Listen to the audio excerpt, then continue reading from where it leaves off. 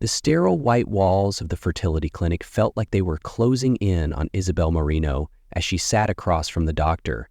Beside her, the hand of her husband, Daniel Whitmore, grew cold and lifeless in her grip, like stone.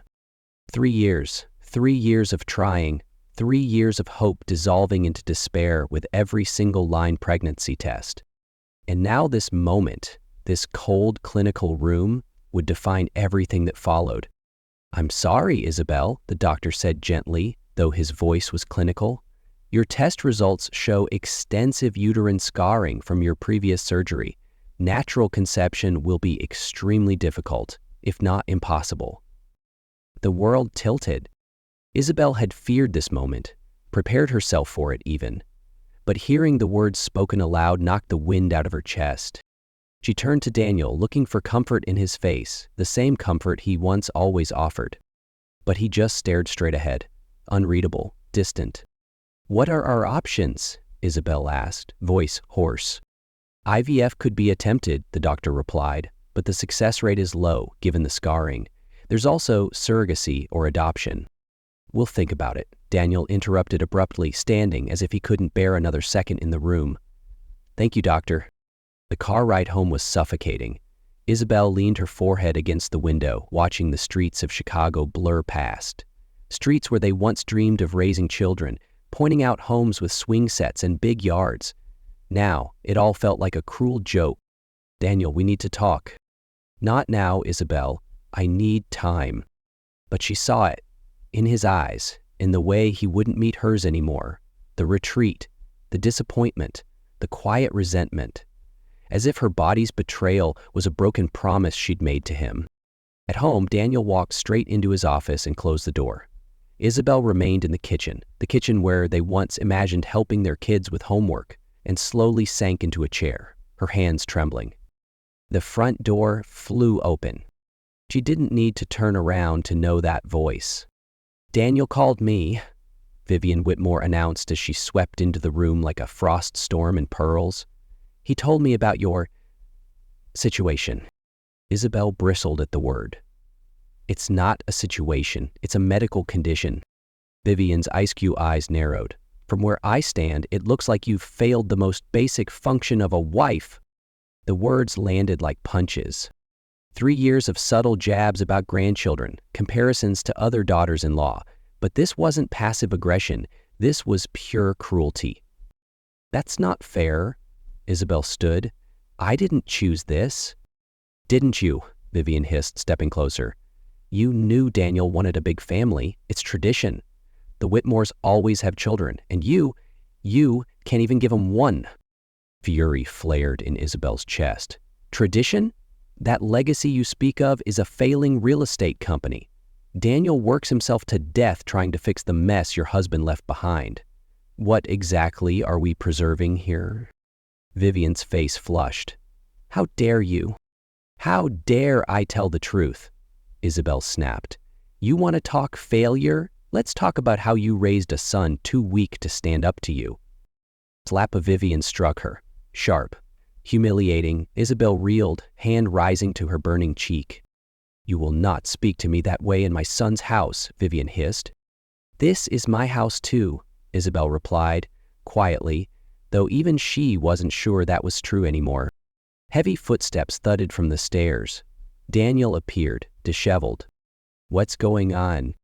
"Your wife," Vivian said smoothly, "was just explaining why she believes she still deserves to be your wife, despite her inability to fulfill her most basic duty." Isabel waited. For a defense. For something. But Daniel said only, "Mom's just worried about our future." Not even a glance. Not even a hand on her shoulder. And in that moment, Isabel knew something inside her cracked beyond repair. After that night, Isabel needed no further confirmation. Daniel didn't defend her, didn't fight for her, didn't even ask her to stay.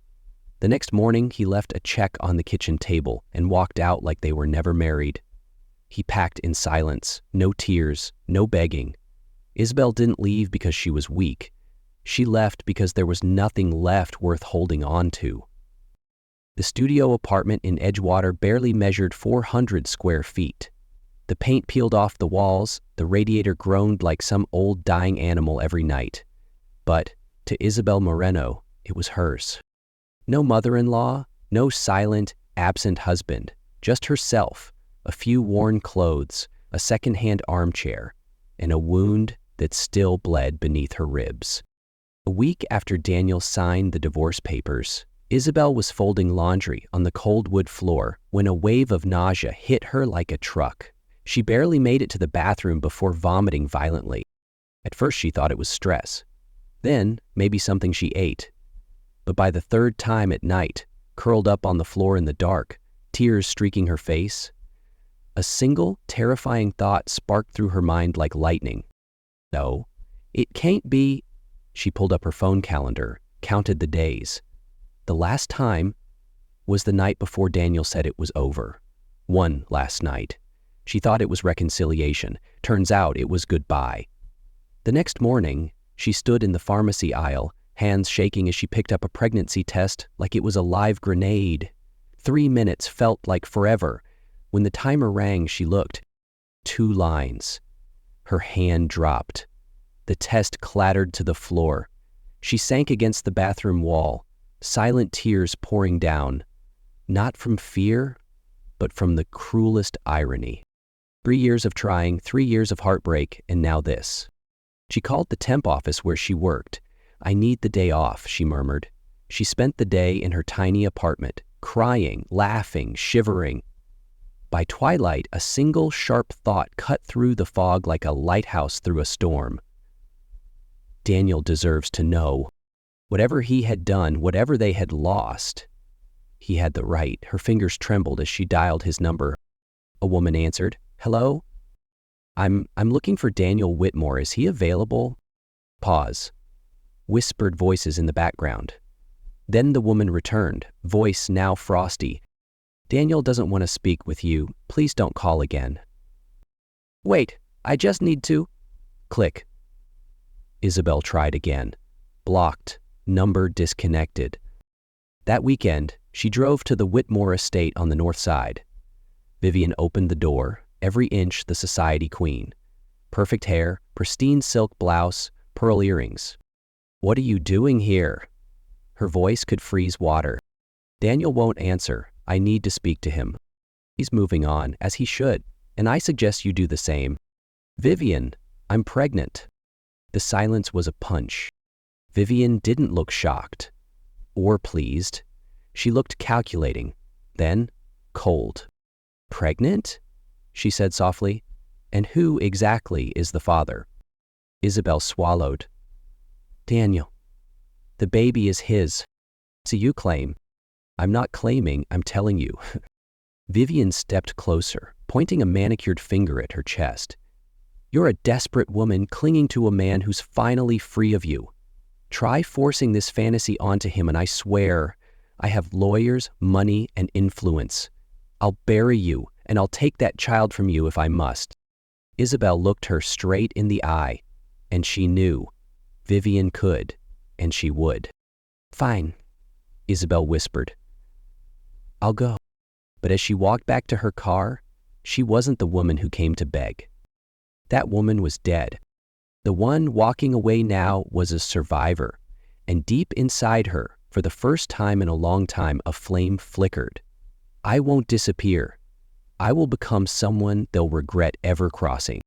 Isabel returned to her tiny apartment, carrying a decision that could never be undone. Even abandoned, even utterly alone, she would keep these babies, not to hold on to a man, but to hold on to herself. And from that moment on, she knew. She wouldn't just give birth to 2 children, she would give birth to a new version of herself. The day Isabel gave birth to her sons, a snowstorm hit Chicago like a fist of ice. Everything came earlier than expected. The contractions, the ambulance, the glaring delivery room lights. For a moment, somewhere between the beeping heart monitors and the nurse screaming for the doctor, Isabel was sure she wouldn't survive. Then came the cries, soft, shaky, but alive. Leo came first, tiny and red. Mateo followed, so small he fit into the doctor's palm. They were both rushed to the NICU. Isabel only glimpsed them, never touched. "They need oxygen," a nurse explained, vanishing with the incubator. She lay there, alone, blood still beneath her, the room as silent as a grave. A few days later, she was discharged, but the twins stayed. Each morning, Isabel rode the city bus to the hospital, sitting for hours beside the glass incubators. Each heartbeat on the monitor was a whispered prayer in her head. No family, no friends, just these two fragile reasons to keep breathing. One afternoon, while folding tiny paper cranes near Mateo's bed, a woman sat beside her. "First time, Mom?" the woman asked gently. Isabel nodded.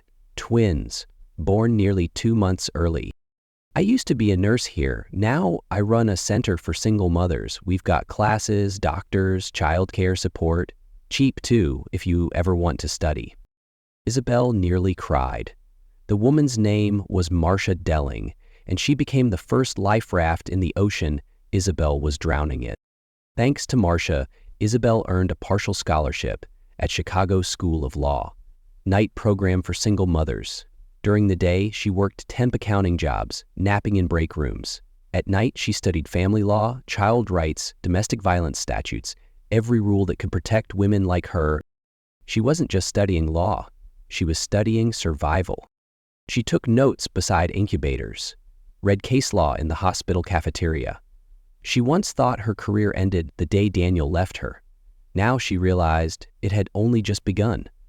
4 months later, Leo and Mateo were strong enough to come home. Home was a cramped apartment, but warm with lullabies and clean blankets.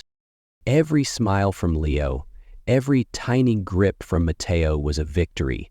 There were nights she fell asleep mid-bottle, nights she cried when tuition was overdue, nights she washed dishes in silence for a second job, but she never stopped, because something was growing inside her, alongside her sons.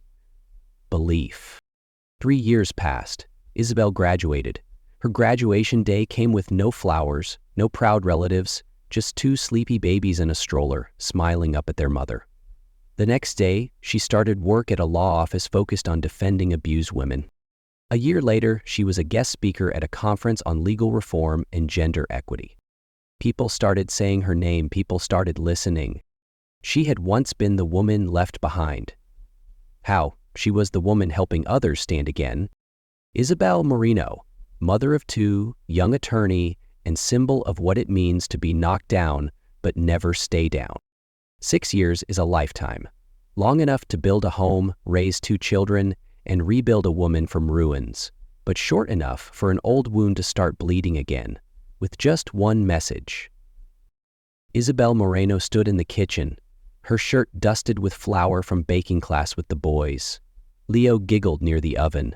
Mateo ran around the table with a cookie still covered in powdered sugar. The kitchen was warm, chaotic, full of life, a perfect little world she'd crafted with her own hands. Her phone buzzed. Unknown number. She almost ignored it, but something told her to pick up. Isabel. Just one word, just her name, spoken in that voice, and her heart stuttered. "Daniel?" A pause. "I wasn't going to call," he said. "But I just wanted to know how the boys are." Isabel stared at the wall, at her children, playing, laughing, never knowing the man on the other end of the line. She didn't speak, she just hung up. 10 minutes later, her phone lit up again. "I'm sorry." She stared at the words, then let the phone drop to the table. That apology came 6 years too late, and worst of all, it meant absolutely nothing. The next morning, the real blow didn't come through a message or a call. It came through the morning news, while she packed school lunches. Businessman Daniel Whitmore engaged to Elizabeth Carrington, only daughter of real estate tycoons Carrington and Doyle, wedding to be held next month in Chicago. At first, she thought she misheard. Then the screen lit up.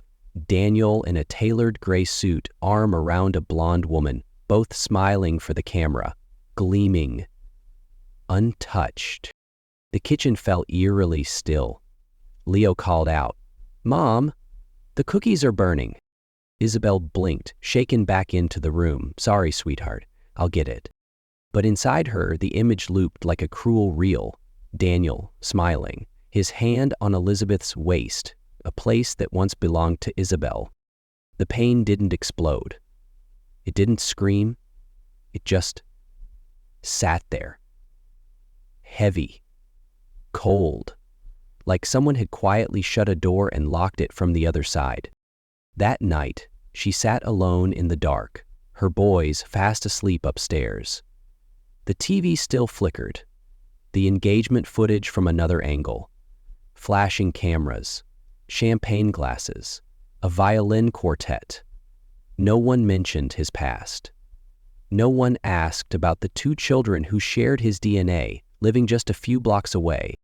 She pulled out her phone, opened the old message. "I'm sorry."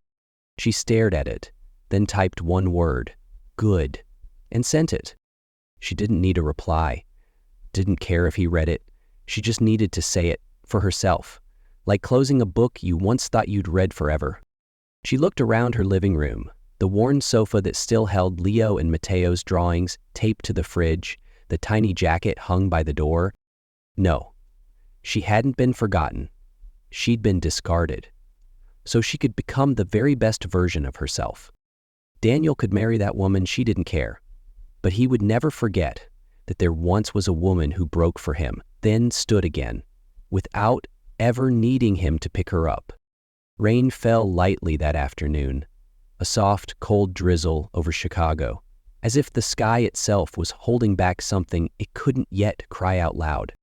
Daniel Whitmore's wedding was held at the most luxurious hotel in Chicago, the Whitmore Grand, a symbol of the Whitmore legacy at its peak, even as its foundations had quietly begun to crumble. The grand hall shimmered under chandeliers of hand-cut crystal. Every table was an artwork of white orchids, Dior-scented candles, and vintage French champagne. Cream-colored ribbons tied each napkin, embossed with the couple's names in golden cursive, Elizabeth and Daniel. Outside, guests arrived in sleek black cars. The press lined the velvet ropes. Chicago's elite from real estate, law, and media worlds filled the seats, whispering about the power couple of the season. Through that world of glass and gold, Isabel Moreno stepped out of a faded taxicab in a black clutch dress, elegant but stark, her lips painted in deep red, her dark hair in a low bun, her presence unshakable. Beside her were Leo and Mateo, dressed in miniature tuxedos, their small hands in hers. They didn't fully understand what was coming, only that Mom has something important to say today. As she approached the front entrance, a security guard stepped forward. "Ma'am, do you have an invitation?" Isabel looked him straight in the eye. "I'm family of the groom." Her voice wasn't loud or confrontational, but it cut through the air with precision. A manager nearby recognized her face, eyes flickering. He looked away and subtly nodded. The doors opened. Isabel stepped inside, slow and steady, every heel click echoing like a countdown to something no one saw coming. The ceremony began. Strains filled the room. Elizabeth Carrington, radiant in a cloud of white lace, moved gracefully down the aisle with the composure of someone born into the world of spotlights and expectations. Daniel stood tall, smile practiced, his tuxedo crisp, every inch of him calculated. Vivian Whitmore sat in the front row, velvet gloves, a half smile frozen into porcelain. The officiant began, "If there is anyone who objects to this union, speak now or forever hold your peace." Silence. Then, heels on marble. Click, click, click. He's turned. Isabel emerged from the crowd. Calm, controlled. Dead center in the aisle. "I do." The air shattered. Daniel's face went pale. Vivian gasped. Elizabeth froze mid-smile. Isabel stepped forward, her voice sharp but measured. "I don't object out of jealousy. I don't object because I want him back. I object because this man is standing here, promising love and honor, while he has 2 children he's never even met." A gasp rolled through the room. Phones lifted. Cameras clicked. The silence was over. Daniel stepped forward, tense. Isabel, this isn't the time. No, you don't get to decide that anymore, she interrupted. I've been silent for 6 years. I was silent when you disappeared. I was silent when your mother threatened to take my children, when you never called. But today, before you build a life on a lie, I will speak. She reached into her bag and pulled out a folder. DNA test results. Your name. Your children. A recorded threat from your mother. 2019. A copy of the letter she wrote, forcing my silence in exchange for divorce. And these, she lifted 2 photos, these were your sons. Their first birthdays. You missed them. She placed the evidence on the altar. No one moved. Elizabeth clutched her bouquet. Daniel, did you know? Daniel stared at Isabel like he was seeing a ghost, but it wasn't her haunting him. It was himself. I meant to tell you, he stammered. But you didn't, Isabel said, because it wasn't convenient, because you cared more about appearances. Your mother, this woman beside you. You were afraid truth would stain your perfect life, but you forgot truth doesn't disappear just because you silence it. At the back of the hall, Leo's voice rang out. Mom, is he really our dad? The entire room turned. Daniel froze. Isabel knelt beside her sons, hands around their shoulders. Yes, sweetheart, but he didn't choose you. I did. Mateo blinked up at her. Are you sad, Mom? She smiled. No, I'm proud. She stood again. The guests no longer whispered. They stared. Not in scandal, but in awe. Vivian tried to rise, to say something, but her lips trembled. No words came. Isabel turned to leave, Leo and Mateo by her sides. She paused only once, right in front of Daniel. You're not their father by blood, not anymore. You lost that title the moment you walked away. Fatherhood isn't biology, it's a choice, and you chose to run. Daniel couldn't speak, couldn't move, just stood there. Just like 6 years ago, silent and powerless. And that was all the closure Isabel ever needed. Because this time, she was the one who walked away. The rain had begun that afternoon, fine, cold drops sliding down the windows like slow, silent trails of everything that could no longer be held. After the wedding fell apart, Isabel thought she'd feel relief. But no. What she felt was emptiness. Like she had settled an old debt, but her soul hadn't fully been released. Then, weeks later, Daniel showed up. She opened the door. He stood there, soaked in rain, his wrinkled suit clinging to him, in his hand a small, poorly wrapped gift box. His eyes, sunken, hollow. Gone was the polished man who once commanded rooms. This was just a man, fragile, trembling, lost. I'm not here to beg forgiveness, he said, voice hoarse. I'm not here to start over. I just want to know, are they happy? Isabel didn't invite him in. She stood in the doorway, blocking his path, her eyes unflinching. They are, she said slowly. They've grown up, surrounded by love, by truth, by laughter. The only thing they lacked was a father who had the courage to stay. Daniel looked down. Rain dripped from his hair onto his collar, mixing with something that might have been a tear. She hadn't planned to say more, but when he extended the small gift box, his mouth starting to form a sentence, her hand moved before her heart could speak. She slapped him, hard, clean, no hesitation. The sound of her palm against his cheek cracked through the quiet air, sharp and sudden as a knife slicing through the rain. Daniel froze. His face turned with a force, but he didn't resist, didn't flinch. Isabel lowered her hand. She stood still, her heart pounding, but her voice was steady. That slap isn't for today. It's not because you came here. It's for the 6 years. 6 years of silence. 6 years I swallowed my tears. 6 years I carried my babies into emergency rooms at 2 a.m. not knowing if they'd live till dawn. 6 years of standing in courtrooms alone, no lawyer, no backup, just me and 2 boys. Daniel didn't move. His eyes were glassy, but he said nothing. No excuses, no defense. Isabel looked at her own hand. Her palm still burned, but inside she felt something strange. A loosening, a release. That slap hadn't come from rage.